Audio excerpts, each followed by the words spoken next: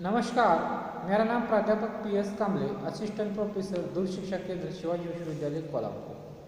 आज हम BA भाग 2 ऐच्छिक हिंदी पेपर 3 सत्र 3 के 71 साहित्य में से आत्मकथा अंश में घर लौटते हुए जो हरिवंश बच्चन जी लेखक है, इस पर हम चर्चा करेंगे। घर लौटते हुए यह आत्मकथा अंश है, इस पर चर्चा करेंगे। पहले हम लेखक जो है इसके हरिवंश बच्चन जी का हम परिचय कराएंगे। लेखक परिचय। हरिवंश बच्चन प्रसिद्ध हिंदी फिल्म अभिनेता अमिताभ बच्चन के पिता है। हम सभी जानते हैं कि अमिताभ बच्चन के पिताजी का नाम हरिवंश बच्चन है, और जो अमिताभ बच्चन है वो फिल्म इंडस्ट्री के दिल भी नाम से जाने जाते हैं, इनके फिल्मों के सभी दीवाने। तो वे प्रसिद्ध कवि एवं हिंदी की हालावाद काव्य के प्रवर्तक हैं। हिंदी का जो हालावाद है उस काव्य के प्रवर्तक है हरिवंश जी बच्चन। इनकी प्रसिद्ध काव्य के कारण फिर भी उनकी आत्मकथाओं के 4 भाग हैं। उनकी आत्मकथा के टोटल 4 भाग हैं। इन चारों भागों में अपने जीवन के कटु सत्य को उजागर करने का उन्होंने असामान्य प्रयास किया है।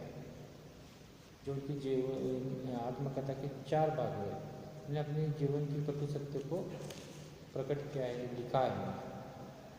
27 नवंबर 1907 में जन्मे बच्चन जी ने कैम्ब्रिज विश्वविद्यालय में सन 1955 में PhD की उपाधि प्राप्त की। उनकी भारत सरकार के विदेश मंत्रालय में हिंदी विशेषज्ञ के पद पर नियुक्ति हुई। वे 1966 में राज्यसभा के सदस्य मनोनीत हुए, जहाँ से 6 वर्ष तक रहे। उनके साहित्य का संक्षिप्त परिचय आप हम करेंगे, क्योंकि हरिवंश बच्चन जी का जन्म जो है 27 नवंबर 2007 में हुआ। उनकी जो पूरी शिक्षा है कैम्ब्रिज विश्वविद्यालय में हुई। उन्होंने 1955 में PhD की उपाधि हासिल की, और उनकी भारत सरकार के विदेश मंत्रालय में हिंदी विशेषज्ञ के रूप में नियुक्त हुई थी। वो राज्यसभा के लिए मनोनीत हुए थे राज्यसभा में। वो 6 वर्ष तक रहे, और उनकी जो साहित्य सेवा की साहित्य का संक्षिप्त परिचय हम कराएंगे। उनकी कविता संग्रह क्या कहते थे? तेरा हार, मधुशाला, मधुबाला, मधु कलश, आत्मपरिचय,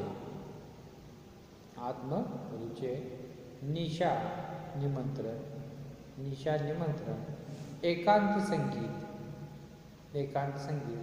अकुल अंतर, सतरंगिनी, हलाहल, बंगाल का काव्य, खादी के फूल, सूत की माला, मिलन यामिनी, प्रणय पत्रिका, धार के इधर उधर, आरती और अंगारे, बुद्ध और नाचगर, त्रिभंगिमा, 4 खेमे 64 खुंटे, 2 चट्टानी, बहुत दिन बीते, कटती प्रतिमाओं की आवाज़, उभरती प्रतिमाओं के रूप, जाल समेटा, उभरती प्रतिमाओं के रूप और जाल समेटा। उनकी आत्मकथा देखो, क्या भूलो क्या याद करो, नीड़ का निर्माण फिर, बसेरे से दूर, 10 द्वार से सोपान, ये इनकी आत्मकथा है। इनके अतिरिक्त श्री हरिवंश बच्चन जी ने अनेक किताबों का लेखन किया है। उनके साहित्य पर अनेक विश्वविद्यालयों में आलोचना अनुसंधान हो चुके हैं। उनके कार्य कर्तव्य को देखते हुए उन्हें अनेक पुरस्कार से सम्मानित किया गया है, जिनमें से सरस्वती सम्मान, साहित्य अकादमी पुरस्कार, सोवियत लैंड नेहरू पुरस्कार एवं भारत सरकार द्वारा पद्म भूषण पुरस्कार से सम्मानित किया गया है। उनको मिले पुरस्कार इस प्रकार के। अब जो घर लौटते हुए आत्मकथा, जो आपके पाठ्यक्रम के अध्ययन के लिए है, उसका संक्षिप्त परिचय हम यहाँ देखते हैं। हरिवंश बच्चन ने काव्य के साथ साथ आत्मकथा के क्षेत्र में भी समृद्ध कार्य किया है। काव्य के क्षेत्र में जो समृद्ध कार्य किया है हमने देखा ही है अभी, उसके साथ साथ आत्मकथा के क्षेत्र में भी एक समृद्ध बड़ा सा काम किया है। प्रस्तुत पाठ्यक्रम में संकलित घर लौटते हुए बच्चन की आत्मकथा का अंश है।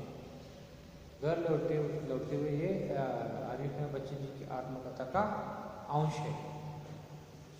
इसमें उनकी यादों की स्मृतियाँ कैम्ब्रिज से जुड़ी है। इस आत्मकथा अंश में उनकी यादों की जो स्मृतियाँ है, यादें हैं, वो कैम्ब्रिज महाविद्यालय से विश्वविद्यालय से जुड़ी है। इन बातों का विश्लेषण है उनकी पीएचडी कैम्ब्रिज विश्वविद्यालय से पूर्ण हुई है। हमने देखा है कि उनकी जो पीएचडी की उपाधि है वो कैम्ब्रिज विश्वविद्यालय से पूर्ण हुई। जब वे घर लौटने लगे तब उन्हें एहसास हुआ उनका चित्रण उन्होंने प्रस्तुत आत्मकथा में चित्रित किया है।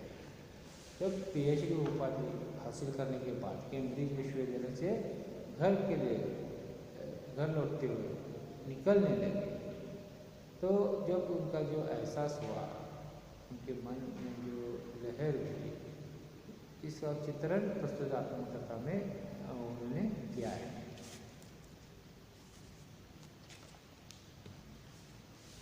हरिवंश बच्चन द्वारा लिखित आत्मकथा का अंश घर लौटते हुए संस्मरणीय, यानी कि जिसको छू लेने वाला, याद रहने वाला, एक संस्मरणीय है घर लौटते हुए। इसमें लेखक के शैक्षणिक यादों का सफल विश्लेषित है। लेखक की यादें कैम्ब्रिज विश्वविद्यालय से जुड़ी है, क्योंकि उन्होंने 1955 में यहाँ से पीएचडी की उपाधि हासिल की है। पीएचडी कैम्ब्रिज विश्वविद्यालय से जुड़ी है। इसी विश्वविद्यालय में स्थित सेंट कैथरीन्स कॉलेज में लेखक अनुसंधान कार्य करता रहा। ये कैम्ब्रिज विश्वविद्यालय में स्थित सेंट कैथरीन्स कॉलेज में लेखक अनुसंधान करता रहा। अब इसके फाटक पर लगे सुनहरे पहिए के इतिहास का लेखक पर काफ़ी प्रभाव पड़ा। इसके फाटक पर लगे सुनहरे पहिए के इतिहास का लेखक पर काफ़ी प्रभाव पड़ा। यह पहिया त्याग का प्रतीक है। सेंट कैथरीन पुराकाल में एक साध्वी थी जिन्हें रोमनों ने लोहे के पहिए के नीचे कुचल कर मरणांत यातना दी थी। सेंट कैथरीन पुराण, जो उनका कॉलेज का नाम था, सेंट कैथरीन पुराण काल में साध्वी थी जिसे रोमनों ने लोहे के पहिए के नीचे कुचल कर मरणांत यातना दी थी उन्हें। बाद में यही पहिया सेंट कैथरीन की अदम्य आस्था का प्रतीक हुआ, जैसे क्रॉस क्राइस्ट का। सेंट कैथरीन के नाम पर कॉलेज की स्थापना हुई। यही पहिया कॉलेज का विशेष चिन्ह है। वो जो पहिया फाटक पर लगा था, उसी तरह चिन्ह है। कैम्ब्रिज में जब लेखक को मानसिक यातनाएं से गुजरना पड़ता था, तब तो यही पहिया इन यातनाओं का शमन करता था। इस प्रकार हरिवंश बच्चन जी ने बड़ी मन से साथ ही सेंट कैथरीन कॉलेज के फाटक पर लगे सुनहरे पहिए का वर्णन किया है। हरिवंश बच्चन जी ने कैम्ब्रिज से जुड़ी यादें, जो उनकी पीएचडी की दरम्यान थी, उस जो कैम्ब्रिज विश्वविद्यालय में स्थित सेंट कैथरीन्स कॉलेज है, उस कॉलेज के फाटक पर लगे सोने पहिए का वर्णन इस आत्मकथा में किया है। ये लेखक जो हरिवंश बच्चन जी है, हमने देखा कि बच्चन जी अमिताभ बच्चन के पिताजी है। सिर्फ पिताजी उनकी पहचान नहीं है, तो हिंदी के वो श्रेष्ठ साहित्यकार। उन्होंने कविता संग्रह लिखे, उसके साथ साथ वो जो आत्मकथाएँ लिखी 4 भागों में।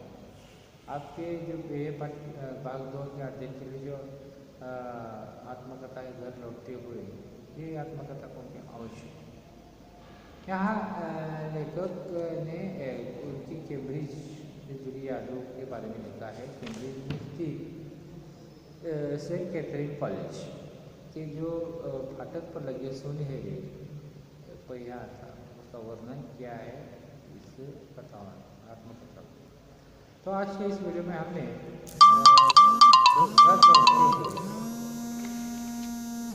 घर लौटते हुए आत्मकथा के अंश जो बच्चन जी का है, उस बच्चन जी के जी का हरिवंश बच्चन जी का परिचय और उस घर लौटते आत्मकथा क्या सारांश हमें देगा। तो अगले वीडियो में हम आत्मकथा जो है घर लौटते हुए आत्मकथा हमें बच्चन जी की याद है तो उससे विस्तार से चर्चा करें। तो इसके साथ धन्यवाद।